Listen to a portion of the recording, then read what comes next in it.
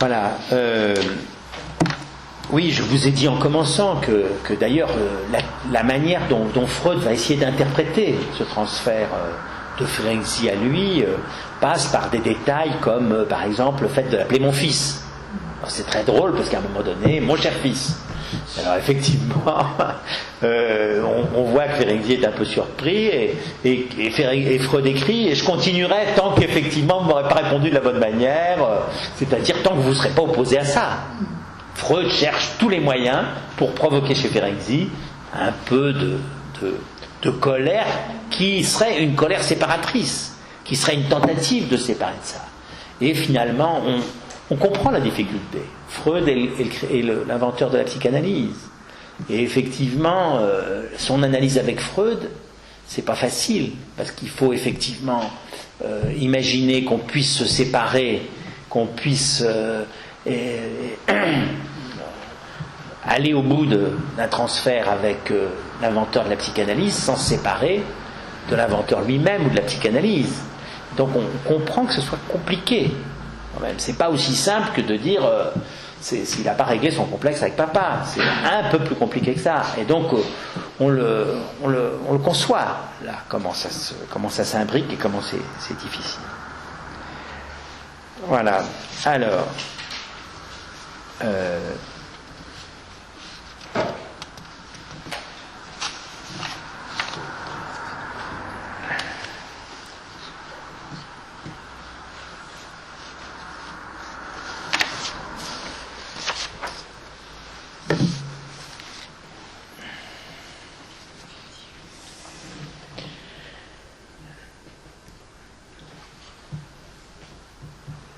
On peut dire que le fond théorique sur lequel s'appuie Ferenczi, cet homme libre, authentique, comme le dira Lacan, pour défendre ses innovations techniques, ce fond théorique ne semble pas tout à fait à la hauteur, à certains moments, de l'ambition novatrice que Ferenczi a sur le plan technique. Cette ambition, elle est tantôt déchaînée, tantôt contrainte, et elle se déploie, à mon sens, c'était ça l'idée que j'avais eue, qu'elle se déploie sur le fond des liens transférentiels qui apparaissent si nettement dans cette correspondance entre Freud et Ferenczi, depuis son initiation à la psychanalyse jusqu'à sa mort.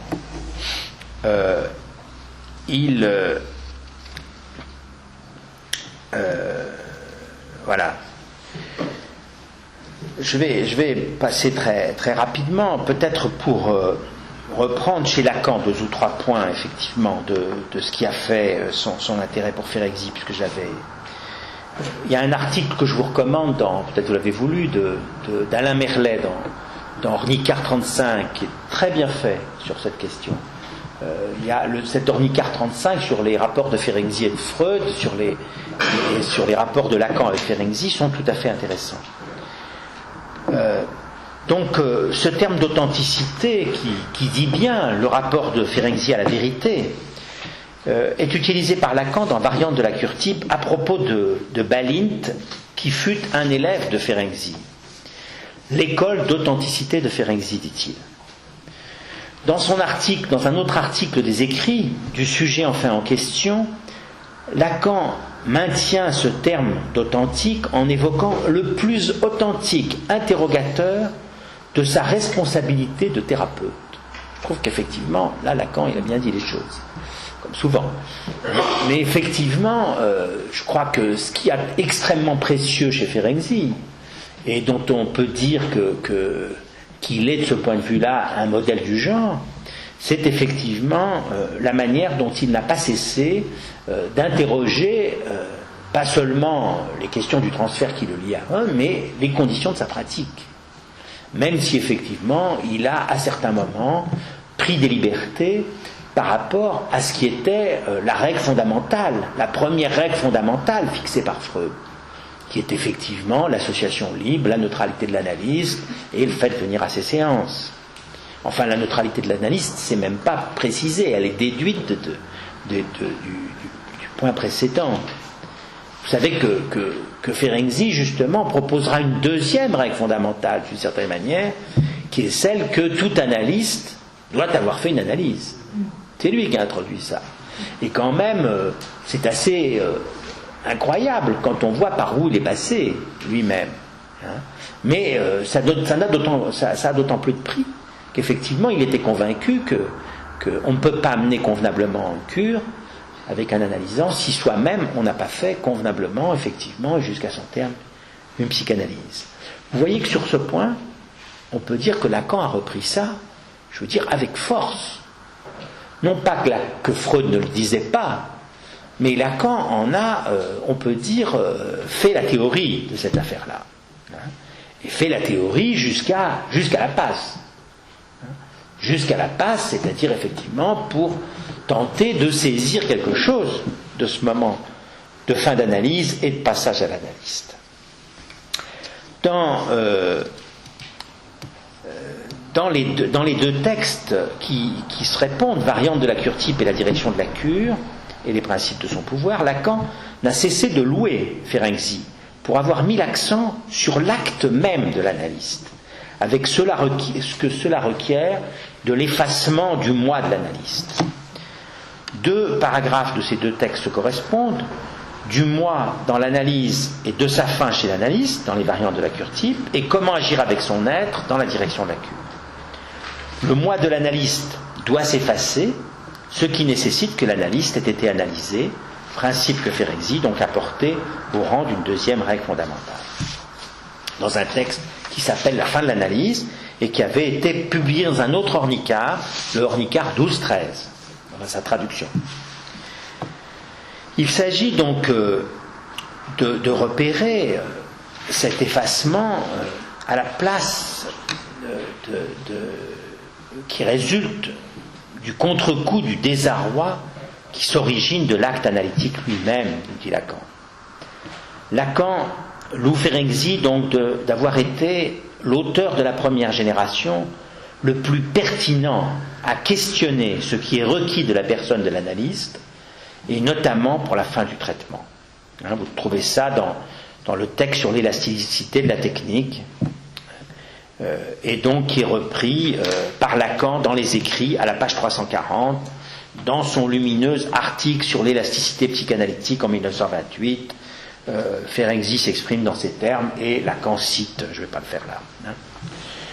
L'ordre de subjectivité que l'analyste doit avoir en lui réalisé, à savoir la réduction de l'équation personnelle, de telle sorte que le moi s'efface pour laisser place au point sujet de l'interprétation, ce sont les termes propres de Lacan pour considérer ce travail qui doit s'opérer sur le transfert, et que d'une certaine manière, dont Ferenczi témoigne qu'il a eu du mal, on peut dire, à l'achever. Lacan souligne les qualités de Ferenczi en disant qu'il a été le plus tourmenté par le problème de l'action de l'analyste.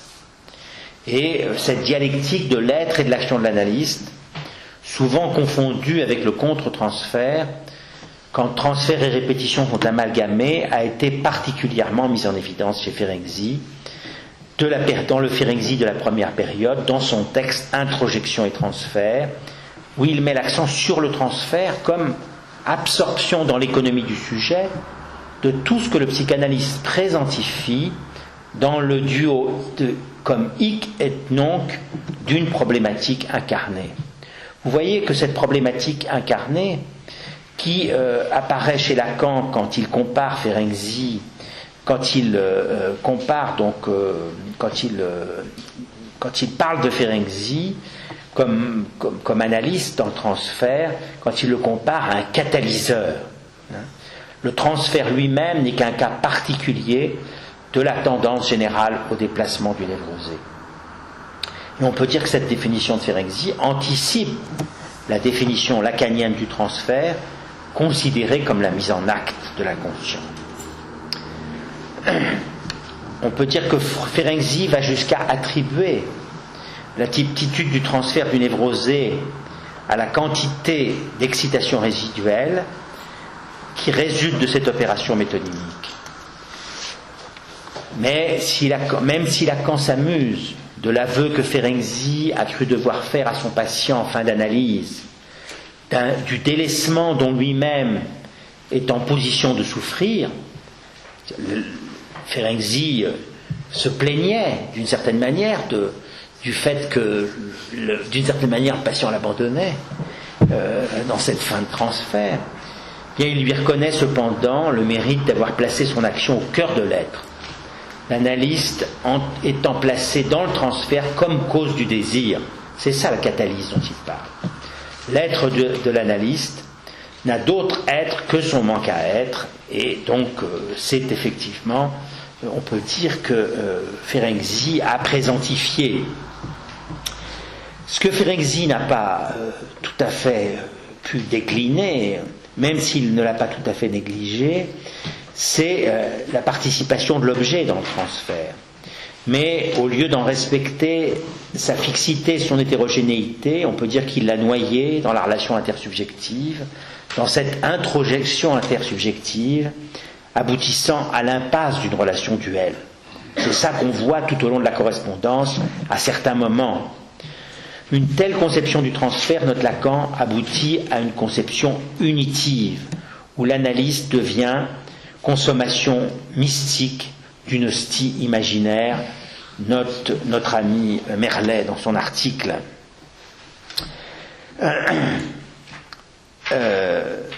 Voilà, cette conception unitive du sujet enfin en question, elle pousse Ferenczi, on peut dire, à un mirage de la complétude du sujet qui effectivement accompagne un certain déni de la castration symbolique et effectivement qui est à la base de l'extravagance théorique dont effectivement notre ami Ferenczi va faire état. Par exemple, dans son délire biologique sur l'amphimixis, inventé par Ferenczi pour tenter d'inscrire l'acte sexuel dans un processus de régression généralisée dans la mère nature, métaphore de l'utérus maternel. Vous trouvez ça dans les lettres, dans le volume 1, 473, 475, et dans le volume 2, la lettre 572. Mais on peut dire que Lacan a pris Ferenczi au sérieux. Il a reconnu l'authenticité de son questionnement, il en a fait un passionné de vérité, mais pour autant, Lacan n'est pas d'accord avec les réponses proposées par Freud. En effet, on peut dire que effectivement, si Ferenczi a aperçu la dimension de résistance qui était du côté de l'analyste, tel que Lacan le dira plus tard, on peut dire Ferenczi a pu repérer la part imaginaire, moïque, dont l'analyste a à se défaire, il n'a pas repéré pour autant le réel qu'il incarne comme semblant d'objet en particulier, pour que l'analyse ne tombe pas dans une effusion terminale. Qu'est-ce que ça serait l'analyse ? Pour Suzanne Homel, l'objet A de Ferenczi qui est en question, c'est la théorie. Moi, je ne suis pas complètement convaincu par son analyse de la chose, parce que l'objet A, comme théorie, il faudrait en préciser un peu plus à ce moment-là la nature, parce que la théorie comme telle, certes, ça a été une partie sans doute de l'enjeu transférentiel avec Freud, mais c'est difficile de considérer que ce soit simplement un objet petit a, bien que ça pointerait, disons, la dimension de reste qui est présente à la fin de ce travail transférentiel, je ne sais pas comment l'appeler, de Ferenczi avec Freud. Il y a incontestablement des restes de l'opération Ferenczi-Freud. Est-ce que ces restes sont simplement les inventions de Freud ? C'est pas sûr. Sans doute sont-ils une manière qui ne sont pas simplement symptomatiques, mais une manière pour Ferenczi de traiter les impasses qu'il a rencontrées dans son travail analytique. Sans doute les tentatives d'en faire la théorie appartiennent plus au reste de la construction transférentielle que les pratiques elles-mêmes qui trouvaient là une certaine justification. Mais il est incontestable que Ferenczi a su inventer un certain nombre de choses. C'est pas tellement la technique qu'il a inventée, parce qu'effectivement, j'allais dire que d'une certaine manière,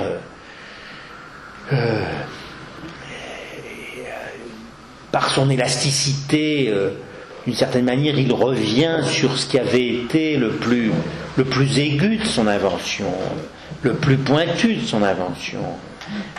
Et il revient à ça pour, d'une certaine manière, retrouver ou garder le contact avec l'invention freudienne. On peut dire que Ferenczi, en tout cas, nous pose comme question celle de la marge de manœuvre, la marge d'invention, la possibilité que l'analyse donne comme invention dans la pratique et dans son rapport à ce qu'elle est comme théorie comme telle, comme théorie inventée par Freud. Et donc je crois que depuis, Lacan a porté les choses bien au-delà de ce que Ferenczi lui-même avait fait, puisque à un moment donné même, s'il peut dire que Freud a inventé la psychanalyse, il dira que l'inconscient est lacanien, par exemple, à un moment donné. Il dira aussi comment l'invention du sujet, comment un certain nombre de points théoriques et qui en même temps sont des instruments très forts de la pratique analytique ont été inventés par lui dans sa lecture de Freud. Voilà, je vais m'arrêter, j'ai sauté beaucoup de passages de ce que je voulais dire, mais enfin, voilà, je vais donner, en tout cas, les pistes de ce que mon intervention, qui effectivement cherchait à rendre compte de la manière dont on pouvait traduire ces inventions ferenciennes prises dans le transfert, dans ce transfert si particulier à Freud, dont la correspondance témoigne. Voilà, à vous la parole.